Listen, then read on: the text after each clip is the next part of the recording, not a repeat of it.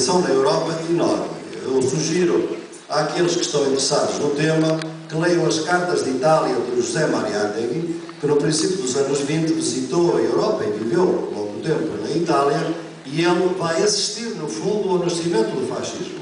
E verão, as suas posições por vezes nos surpreendem, porque o fascismo não aparece como tal, aparece como socialismo, diferente.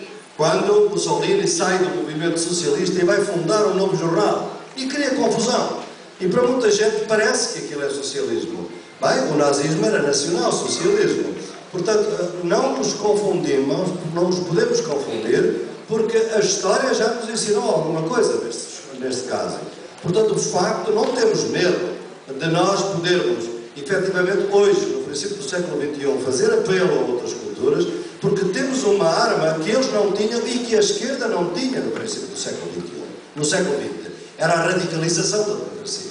Vejam que nessa altura, alguns dos partidos de esquerda achavam que qualquer ganho por via eleitoral era fascismo. Havia a expressão social-fascismo. Ora bem, não é isto que estamos hoje. Hoje a luta democrática, isso é que nos divide da direita. É a radicalização da democracia. Eles podem, efetivamente, confundir-nos com alguns termos. Não nos podem confundir quando a gente quer a radicalização da democracia, que não é apenas no espaço público, é nas fábricas, é na rua, é nas casas, é em todo lugar onde houver relações sociais. Portanto, eu penso que esta é a nossa grande arma de defesa, neste momento, para nos distinguirmos de tudo aquilo que aparece pela extrema-direita ou pela direita, tentando confundir as nossas bandeiras. A segunda questão é a questão da contra-hegemonia e a urgência. Eu referi muito brevemente que um dos nossos contextos, talvez o mais complicado, é exatamente este sentimento contraditório de, por um lado, a urgência com que temos de atuar já, a mudança climática, a injustiça, a fome, a miséria, obrigam-nos a atuar já e com urgência, porque não podemos esperar por longo prazo, porque pode ser até que não haja longo prazo se este modelo insustentável continuar. Portanto, há aqui uma ideia de urgência. Por outro lado, a gente fala de mudanças civilizacionais que levam tempo. Fala de uma construção de hegemonia que leva tempo, obviamente. Não temos opção. Temos que atuar já e construir a hegemonia ao mesmo tempo. E não é fácil fazê-lo, mas tem que ser assim. E tem que ser assim que é com a consciência que nós temos hoje dessa complexidade.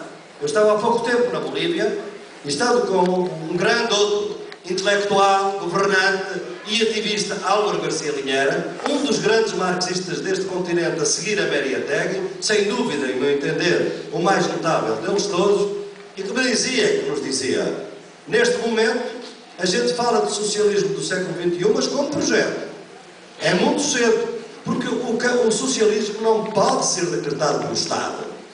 O socialismo tem que vir do povo, das organizações sociais, da economia solidária, dos movimentos sociais, dos movimentos sindicais. Tem que vir de baixo. E dava como exemplo algo que é preocupante. Dava como exemplo a coordenadora da água de Cochabamba. Todos nós que acompanhámos a partir de 2000 e somos amigos do Oscar Alberto, que foi o homem que conduziu a luta da água em Cochabamba, contra a privatização, teve um êxito enorme em impedir a privatização da água em Cochabamba, mas não foi capaz de administrar a água de uma perspectiva pública. Só temos hoje na Bolívia as velhas organizações dos regantes, dos camponeses.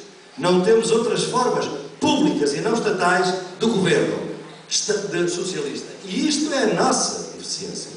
E isto é visto por aqueles que estão no poder e que se confrontam no dia a dia com a tarefa de construir o que eles querem como socialismo do século XXI.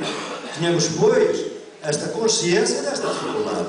Não vamos esperar que o Estado vá decretar o socialismo, porque se fizermos, não haverá, obviamente, socialismo. Portanto, eu penso que é nessa complexidade, porque é verdade que ela é muito complexa e que, para começarmos já, nós temos uma coisa que temos que fazer, e eu ontem falava isso na Unicinos e digo-vos aqui. É fundamental que nós comecemos por coisas muito simples. A luta contra a corrupção é absolutamente crucial, mas a corrupção também existe nos movimentos sociais. A corrupção existe nas organizações do poder e democratizar radicalmente a sociedade se não democratizamos os nossos movimentos. Portanto, são eles, não somos nós, são eles que se têm que democratizar. E, portanto, é uma luta muito grande. Porquê? Porque estamos num sistema, como dizia a companheira, onde, de facto, o dinheiro, depois do neoliberalismo, a meter-se de tal maneira dentro da política, nós hoje temos o global no nacional, o económico no político, o privado no público, uma promiscuidade total. Antes havia, na teoria liberal, os dois grandes mercados totalmente distintos. Na democracia, um era o mercado de ideias, o mercado político, onde valiam as convicções. Não se podiam comprar ou vender convicções. As pessoas tinham as suas convicções. Eram de esquerda, eram de direita. Era o mercado das ideias políticas. E havia depois o mercado das mercadorias. Aí sim, tudo se compra e tudo se vende. O que é que aconteceu nos últimos anos com o neoliberalismo? É que o mercado económico contaminou o mercado político. E hoje tudo se compra e tudo se vende no mercado político. As convicções hoje estão realmente a saque. O melhor exemplo que nós temos foi o que acaba de acontecer nos Estados Unidos com a lei da reforma da saúde, quando a esmagadora maioria dos cidadãos quer uma reforma da saúde com o sistema público. Obama fez a sua campanha na base do sistema público e o sistema público acaba de ser derrotado no Congresso. Porquê? Porque 30.000 lobbyistas sediados em Washington liquidaram a lei, comprando congressistas. Porque nos Estados Unidos a diferença em relação a nós é que lá a corrupção é legal. E, portanto, eles compraram. O senador John Kerry recebeu 19 milhões de dólares. Estou a falar de um democrata, não estou a falar de um conservador. Está nos jornais norte-americanos. Não sou eu que invento.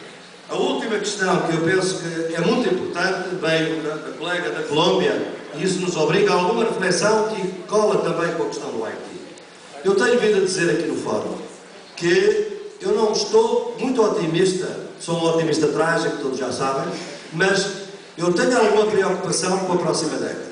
Eu penso que esta década não vai ser tão brilhante no continente quanto foi a anterior. E vejo sinais preocupantes. Talvez o sinal, assim, primeiro simbólico, foi a primeira vitória da direita na nova década, que foi a do Chile. Obviamente por culpa de uma esquerda que não soube sê-lo ao longo dos últimos 20 anos. Mas o que eu quero dizer é que os sinais de preocupação assentam em 2 ou 3 ideias que me parecem fundamentais. A primeira é esta. O imperialismo norte-americano voltou-se outra vez para a América Latina. E isso é uma má notícia para todos nós. Atascados no Médio Oriente, obcecados com a necessidade de controlar os recursos naturais, os Estados Unidos estão de novo a pensar que não podem perder o controle dos recursos naturais da América Latina. O que se está a passar no continente, sabemos que tem esse sinal.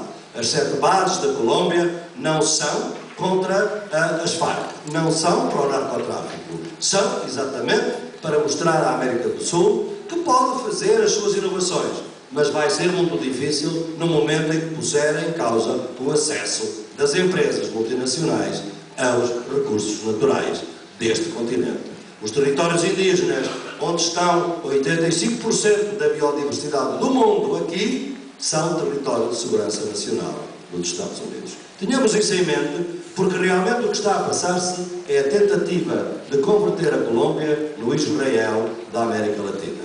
E, portanto, um país que pode vir a desestabilizar outros países. Talvez a Venezuela possa ser o primeiro, mas pode haver outros países a serem desestabilizados. Portanto, temos que ter ojo, como dizem os nossos colegas em espanhol. Temos que estar a olhar, atentos, porque não nos podemos realmente esquecer que estas lutas mais defensivas também têm que ter lugar, ao mesmo tempo que as lutas mais avançadas têm que avançar. Qual é a segunda razão pela qual eu me sinto preocupado? É que os partidos progressistas, os governos progressistas, mesmo aqueles que falam de socialismo do século XXI, se olhardes para as políticas sociais, não há grande inovação, além de transferências de rendimento em situações excepcionais para famílias vulnerabilizadas. Obviamente que há uma grande inovação. Eu fui talvez um dos primeiros a apoiar a iniciativa deste governo da Bolsa Família. Uma transformação extraordinária, mas ao mesmo tempo extremamente limitada, porque distribui ajuda.